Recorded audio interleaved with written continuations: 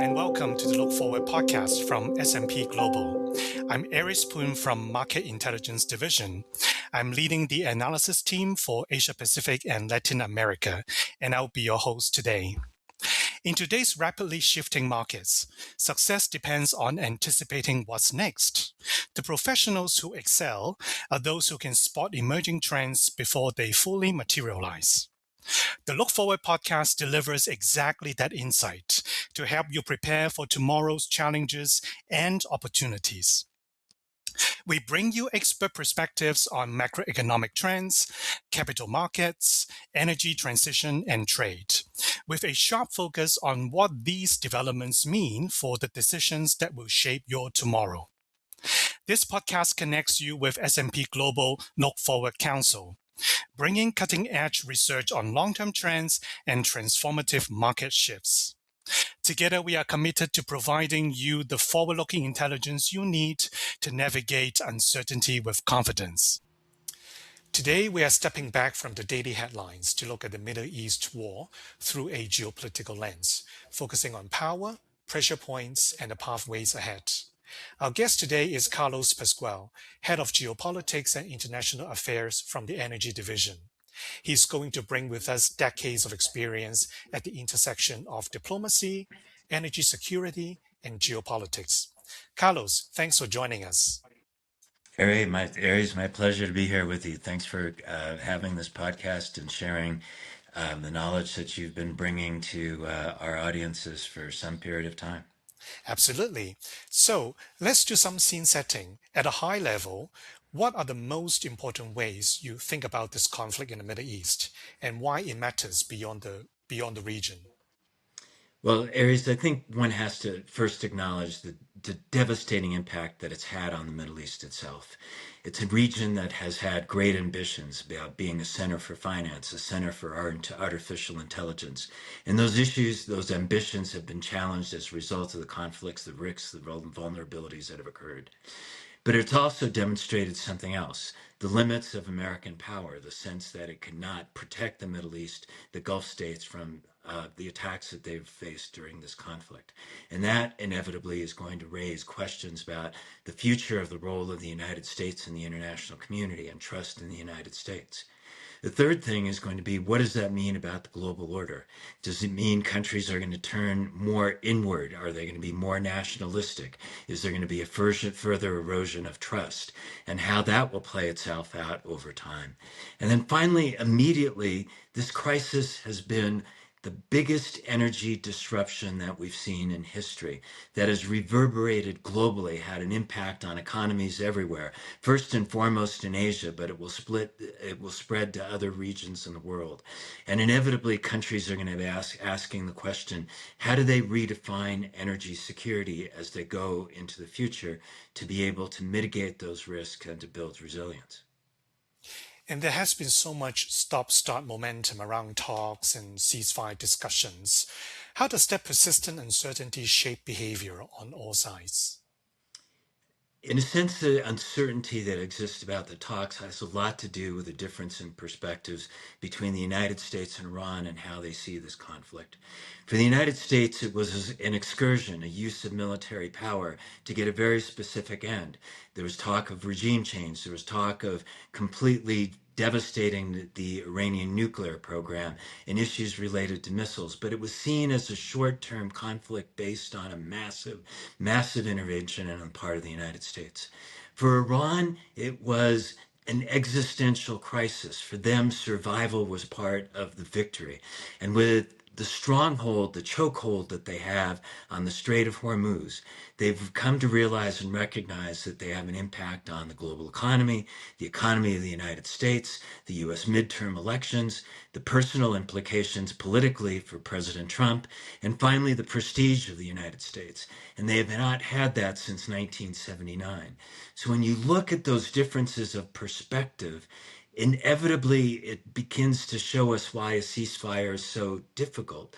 For the United States, it looks at it from the perspective as a concession that can easily be given. But from Iran's perspective, it's how do I ensure that the leverage that they have today is able to get them the best deal that they can have for the future. And those differences in perspective make even a ceasefire, much less an agreement, so very much more difficult. So you bring up the point about choke points, and when people talk about the Strait of Hormuz, and it's often in a very binary terms, right? Open or closed. What do you think that kind of framing actually misses about the risk involved? It's important to think about what's happening physically around the Strait of Hormuz.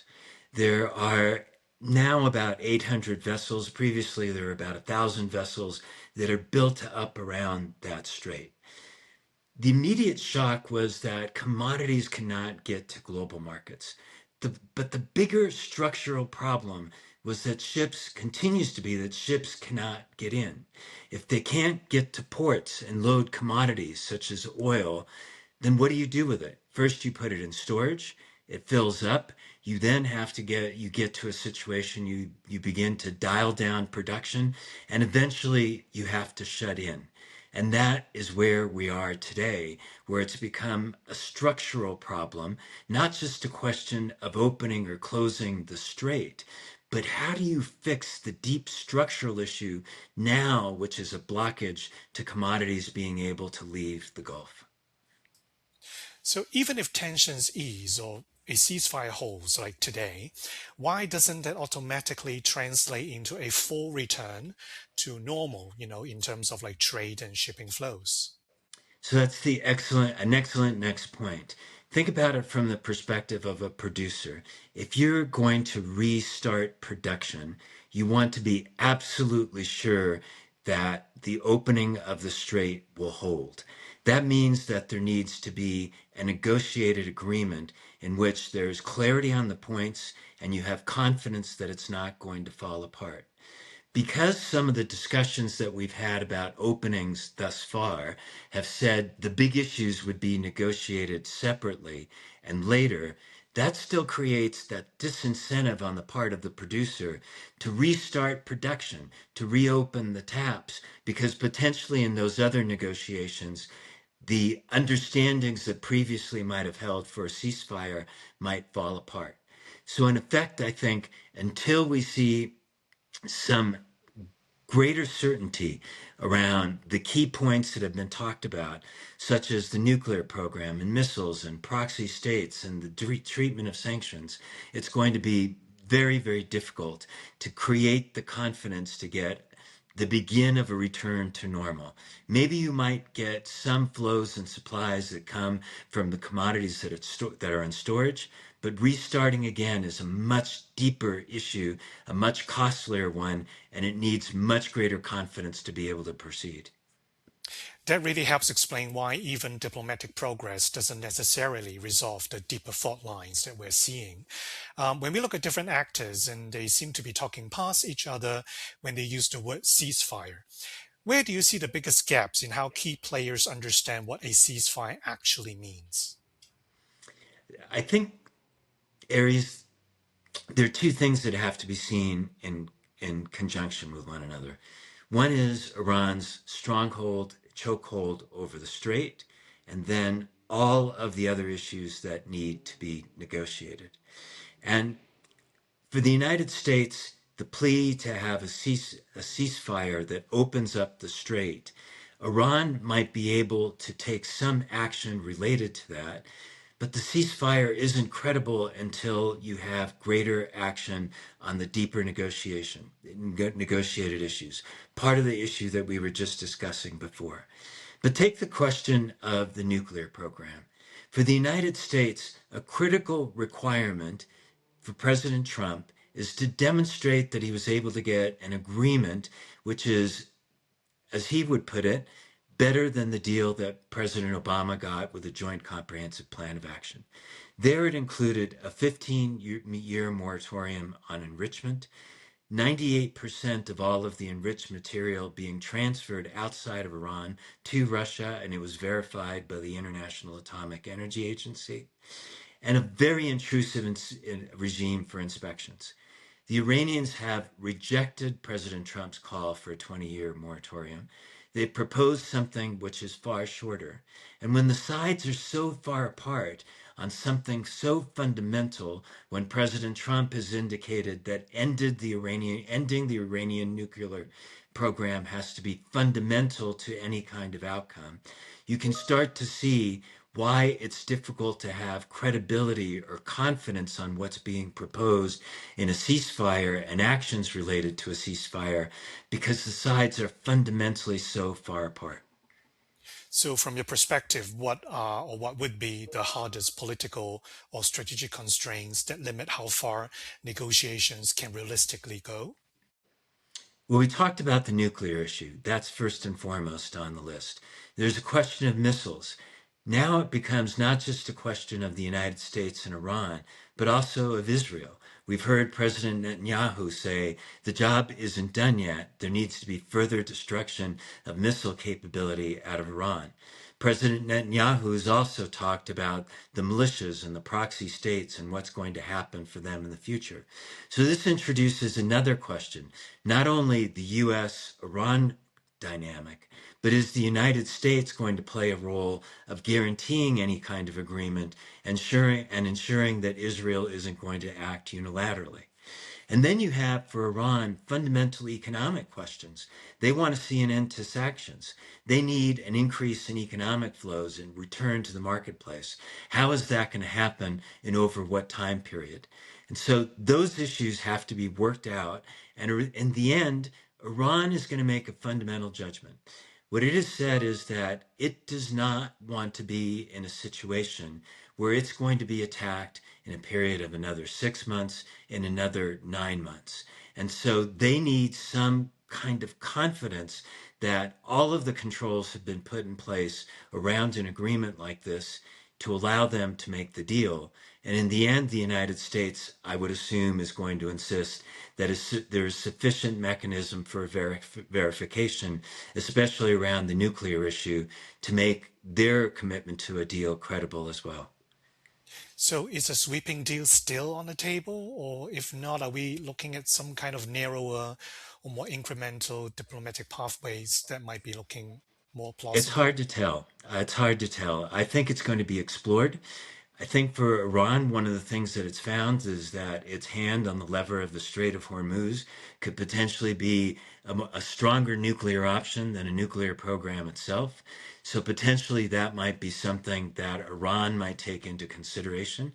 But it also raises other questions. If Iran wants some form of control over the Strait of Hormuz, what does that do if they begin to charge, to toll in the passage? And what ramifications does that have for maritime freedom and freedom of navigation throughout other parts of the world? So I think there'll be exploration of these issues. Each one of them is going to be conflict. And don't forget the issue of Israel and what its commitments will be and whether it will abide by whatever agreement is negotiated by Iran and the United States. So let's widen the lens again to look at the spillovers and where they matter most. And so, how do you see this conflict interacting with other regional theaters, and where should people be watching most closely for spillovers? Well, perhaps the most important theater is what might happen with China and China's role going into the future. Inevitably, this is an issue that's being discussed between President Trump and President Xi. They're meeting at the time that we're recording. By the time that people see this, we'll have greater clarity on the results. But one of the questions that everyone has had is how will China play this situation going into the future? Will it exert its leverage on Iran, on Pakistan that has been as a negotiator to try to come to an agreement? Will it exert leverage on Saudi Arabia, its principal partner in the Middle East, to somehow find a way to get some understanding between Saudi Arabia and Iran and the Gulf states to be able to move forward? That's going to be absolutely key. But then what will China get in return? And here we get into many questions about what happens on the Taiwan, on South China Sea, and how that will play into the discussions that the presidents are having right now. We also have to think about issues related to Ukraine and Russia. For Russia, one of the benefits has been that it's gotten higher oil prices. It's been able to have a lifting of sanctions on the export of its product. It's seen that Equipment, military equipment that was going to go to Ukraine has been re-diverted in many cases to the Middle East. And so that has been a win for them. But on the other side, it's given Ukraine a sense of confidence that it can act for itself, where it has developed its drone technology to a level of sophistication that it has given it an ability to attract Russia in ways that it simply has not been able to do previously in their conflict. And I think that there are going to be many issues, many questions about how that plays itself out if the United States now is not playing the central role in trying to mediate that dispute. I think finally, the other question that has to be asked, Aries, is with so much military capability on the part of the United States clustered around the Gulf, what kind of vulnerabilities can that create in other parts of the world?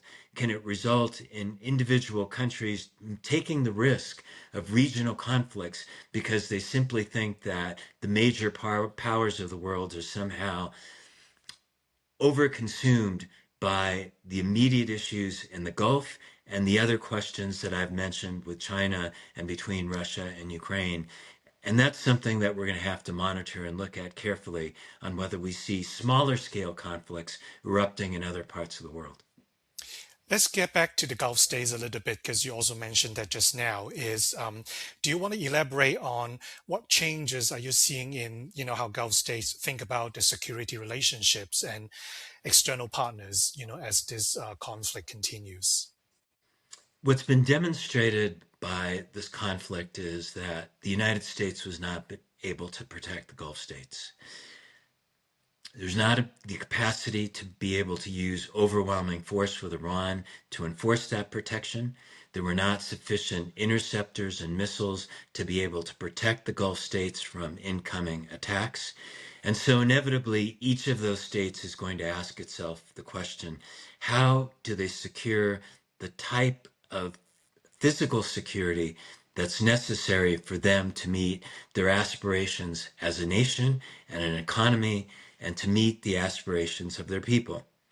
Inevitably, they will still buy military equipment from the United States. It is the richest and most powerful country in the world. It will not be ignored. But inevitably, you will see states seeking to buy equipment from China, from Russia, from other military providers around the world. You will see discussions begin to arise on what kind of relationship do individual states have with Iran in the future. Some will see that no form of relationship with Iran is acceptable because of the actions that Iran has taken towards its neighbors. Others are asking different questions. If Iran is always going to be in the neighborhood, how do you live with this? And inevitably, we're going to see some reposturing and significant discussion among the Gulf states themselves about how they see their future, how they see the relationship with Iran, the nature of rearmament that we might see, and how that plays into the future security of the region. And that regional recalibration you just paint a picture with also connects to how major powers are assessing their broader strategic position. So, how does a prolonged engagement in the Gulf shape U.S. strategic choices elsewhere? And what would be the trade offs involved? I think for the United States, one of the issues that it has to think about is what has happened to trust in the United States and visions of the United States as a partner. Inevitably, the United States remains, as I said before, the richest country in the world, the most powerful country in the world. We've had a period of time where the international system, the international order, the relationships among countries was built around the United States. There was a relatively stable equilibrium. That has begun to change. The United States has sought to change it because President Trump felt that the U.S. could gain greater advantage if it moved away from a rules-based international order to one in which it was more transactional, it was more nationalistic in making America great again, it was more protectionist, and with that combined with the selective use of American power. You saw that in Venezuela. What we've seen internationally is that countries have now experienced this changing international order. The relationship with the United States is going to be important, but you're going to see countries beginning to see how do they create new relationships, new trading relationships. We see that, for example, with the EU and Mercosur and India and Mexico and China and reaching out to China, reaching out to Canada as well. We don't know how these relationships are going to play themselves out. Are you going to have pockets of countries forming new regional relationships? And will there be new economic relationships between those emerging pockets? These are the kinds of things that we still don't know. And what we can expect is that in this changing international order, the United States will be important, but a critical question for the countries around the world is what is their level of trust, and how does that shape the nature of the relationships that they will have with the United States? So, from China's point of view, how does this moment alter the regional and global strategic landscape? One of the things China has sought to do, Aries, is demonstrate a different perspective on international order, that it can play a fundamental role in advancing a different perspective on how states can prosper without the broader perspectives that the United States has had on a rule-based international system. And at this point in time, for China, it's a question of whether they seek to intervene in this situation in a way that raises their stature. That after an American led invasion together with Israel, there has been a questioning of international order and the economic crisis that's evolved from it. Can China present something that can allow itself to be perceived as a problem solver? I would not be surprised if at some point we saw China exert its role, particularly with its relationship with Iran and Saudi Arabia, to help project that perspective as problem solver in the international community and as a contrast to the United States. Carlos, thank you so much for helping us frame what really matters as this conflict plays out.